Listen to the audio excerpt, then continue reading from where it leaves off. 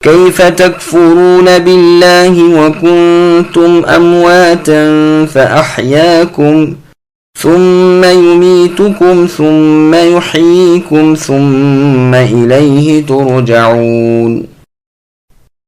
تم اللہ کے ساتھ کیسے کفر کرتے ہو حالانکہ تم مردہ تھے؟ اللہ نے تمہیں زندہ کیا، پھر تمہیں مار ڈالیں گے، پھر زندہ کریں گے، پھر اللہ ہی کی طرف تم سب لوٹائے جاؤ گے۔ سامعین، اب اس آیت کی تفسیر سماعت کیجیے۔ عدم سے وجود میں لانے والے کون؟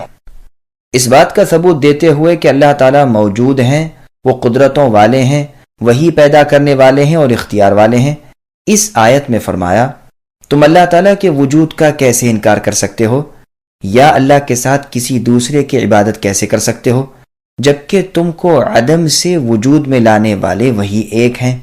جیسے اور جگہ فرمایا کیا یہ بغیر کسی چیز کے پیدا کیے گئے، یا یہ خود پیدا کرنے والے ہیں، یا انہوں نے زمین و آسمان بھی پیدا کیا ہے؟ ہرگز نہیں، بلکہ یہ بے یقین لوگ ہیں۔ اور جگہ ارشاد ہوتا ہے هل اتى على الانسان حين من الدهر لم يكن شيئا مذكورا، یقیناً انسان پر وہ زمانہ بھی آیا ہے کہ جس وقت یہ قابل ذکر چیز ہی نہ تھا۔ اور بھی اسی طرح کی بہت سی آیات ہیں۔ ابن مسعود رضی اللہ عنہ فرماتے ہیں کہ کفار جو کہیں گے ربنا امتنا اثنتین، یعنی اے اللہ، اے ہمارے رب، 2 دفعہ آپ نے ہمیں مارا اور 2 دفعہ جلایا، ہمیں اپنے گناہوں کا اقرار ہے، اس سے مراد یہی ہے کہ جو اس آیت وَكُنْتُمْ أَمْوَاتًا میں ہے، مطلب یہ ہے کہ تم اپنے باپوں کی پیٹھ میں مردہ تھے، یعنی کچھ بھی نہ تھے۔ اللہ نے تمہیں زندہ کیا، پھر تمہیں مار ڈالیں گے، یعنی موت ایک دن ضرور آئے گی، پھر وہ تمہیں قبروں سے اٹھائیں گے۔ بس ایک حالت مردہ پن کی دنیا میں آنے سے پہلے، پھر دوسری دنیا میں مرنے کی اور قبروں کی طرف جانے کی، پھر روز قیامت میں اٹھ کھڑے ہونے کی 2 زندگیاں اور 2 موتیں۔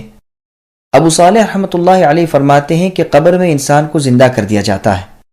عبد الرحمن ابن زید رحمۃ اللہ علیہ کا بیان ہے کہ آدم علیہ السلام کی پیٹھ میں انہیں پیدا کیا، پھر ان سے عہد و پیما لے کر بے جان کر دیا، پھر ماں کے پیٹ میں انہیں پیدا کیا، پھر دنیاوی موت ان پر آئی، پھر قیامت والے دن انہیں زندہ کریں گے۔ لیکن یہ قول غریب ہے، پہلا قول ہی ٹھیک ہے۔ ابن مسعود، ابن عباس اور تابعین رحمۃ اللہ علیہم کی ایک جماعت کا بھی یہ قول ہے۔ قرآن میں اور جگہ ہے قل اللہ یحییکم ثم یمیتکم ثم یجمعکم الی یوم القیامہ، اے نبی کہہ دیجئے وہ اللہ ہی تو ہے جو تمہیں پیدا کرتے ہیں، پھر مارتے ہیں، پھر تمہیں قیامت کے دن جمع کریں گے۔ ان پتھروں اور تصویروں کو جنہیں مشرکین پوجتے تھے قرآن نے مردہ کہا ہے، فرماتے ہیں اموات غیر احیاء، وہ سب مردہ ہیں، زندہ نہیں۔